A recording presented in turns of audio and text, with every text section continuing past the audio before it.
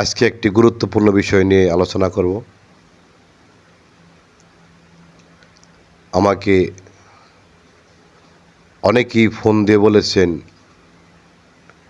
বীর্যকে কীভাবে আটকায় রাখব।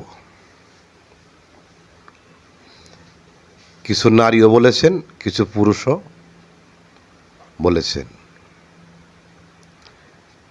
এ বিষয়ে কিছু কথা আমি বলতে চাই।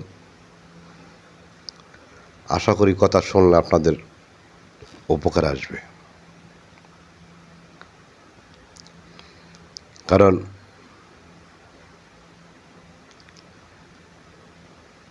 যখন কেউ স্ত্রী সহবাস করে, তার মাথা হতে পাও পর্যন্ত 80 থেকে সেকেন্ডে 80 থেকে তার সাথে বেশি রক্তটা আপ ডাউন করে। আপ ডাউন করে সেখান থেকে বীর্যের সৃষ্টি হয় অথবা রতির সৃষ্টি হয়। কারো পাতলা হয়, কারো গাঢ় হয়। যিনার রতি পাতলা তিনি 2-1 মিনিট সহবাস করলেই তার রতি ছুটে যায়। আর যিনার রতি গাঢ় তিনি 5-7 মিনিট সহবাস করতে পারেন। কিন্তু রতিকে আরও গাঢ় করতে হবে। গাঢ় করার কৌশল আমি দিতেছি। আমি আমার ভিডিওতে অনেকবার দিয়েছি দমের সাধন। কারণ দমের সাধন করলে রতি গাঢ় হয়। দমের সাধনটা এটাকে আপনারা যত বেশি দম ধরে রাখবেন তত বেশি লাভ হবে। এটা আপনি 1 ঘন্টা করে করার চেষ্টা করবেন। দমটা ধরে রাখবেন, অনেকক্ষণ ধরে রাখার চেষ্টা করুন। রাখতে পারতেছেন না, ডুগল নিচে দিবেন।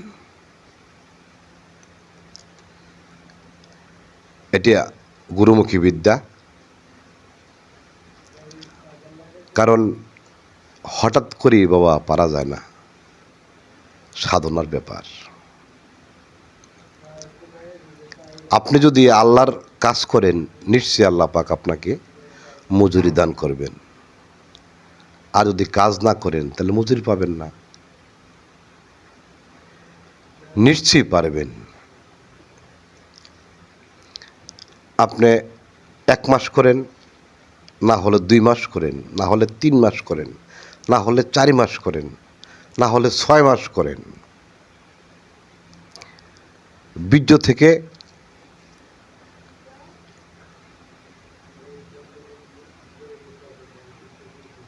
রতি হয়।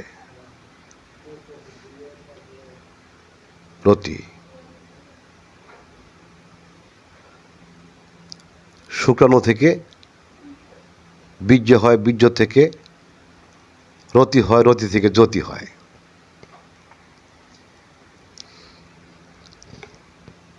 আমার কথা মনোযোগ দিয়ে শুনবেন, আপনাদের কাজ হবে। যখন প্রস্রাব করতে যাবেন, মাঝখানে প্রস্রাবটা আটকায় দিবেন, আবার ছাড়বেন, আবার আটকায় দিবেন, আবার ছাড়বেন, আবার আটকায় দিবেন, আবার ছাড়বেন। এভাবে একবার প্রস্রাব করার সময় 3 থেকে 4 বার আটকাইবেন, ছাড়বেন, আটকাইবেন, ছাড়বেন। আর দমের কাজ করতে থাকবেন। তারপরে আমি একটু অসুস্থ, তাই কথাগুলো স্পষ্ট আসতেছে না। তারপরে আপনি প্রতিদিন সকালে 3 পিস খেজুর খাবেন, 5-7টা কিশমিশ খাবেন প্রতিদিন সকালবেলা। আর সকালে ঘুম থেকে উঠে 1 গ্লাস পানি নেবেন। পানি নিয়ে আপনি একটা দোয়া পড়বেন। দোয়াটা হলো গাম বিন্দু ছাতা বিন্দু, বিন্দুমণি রাইতে জ্বরে দিনে ভরে, ফজরে বন্ধ করলাম চন্দ্রমণি, জমে কি করিতে পারে। আমি দোয়াটা আবার বলতেছি, খেয়াল করবেন। যারা একদম নিঃস্ব দুর্বল হয়ে গেছেন তাদের জন্য। গাম বিন্দু ছাতা বিন্দু, বিন্দু মণি রাইতে জ্বরে দিনে ভরে, ফজরে বন্ধ করলাম চন্দ্রমণি, জমে কি করিতে পারে। আপনি এই পানিটা খালি পেটে খাবেন। এই পানি আপনি 6 মাস খাবেন। সারা জীবন খাইলেও আপনার সমস্যা নেই, আপনার দেহ ক্ষয় হবে না। তারপরে যখন সহবাসে যাবেন নিশ্চয়ই সালাম ভক্তি করে যাবেন। এই ডান নাকের নিঃশ্বাসটা ক্লিয়ার দিকে যাবেন। এটা যেন ভুল না হয়, এটা করতে হবে। বাতাসের খবর না নিয়ে ঘাটে গেলে বেশিক্ষণ টিকতে পারবেন না। অনেকে আমাকে জিজ্ঞাসা করছেন জোয়ার বাটা দেহে কখন লাগে। বাজান, কথাগুলো তো গুরুত্বপূর্ণ, জরুরি কথা। সব কথা কি ফোনে বলা যায় বলেন? তাহলে গুরু গোসাই কিসের জন্য আছে?